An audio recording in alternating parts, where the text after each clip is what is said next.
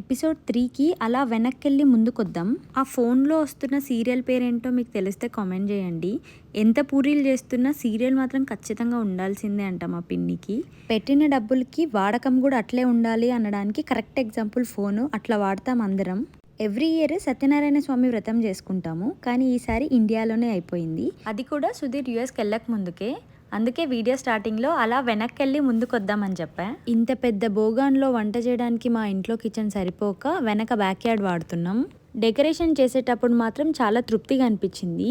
అన్నీ ఒరిజినల్ పూలతో చేస్తున్నట్టు. ఇండియాలో యూఎస్లో ఇదొక మిస్సింగ్ అనమాట. అన్ని ప్లాస్టిక్ పూలతోనే డెకరేట్ చేసుకోవాలి.